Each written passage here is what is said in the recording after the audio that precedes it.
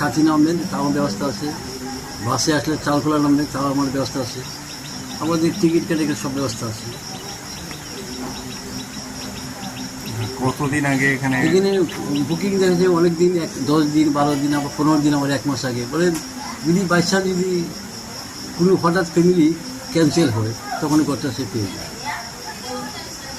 তাহলে খাওয়া দাওয়া সকালবেলা 6:30টায় চা বিস্কিট, 8:30টায় ব্রেকফাস্ট,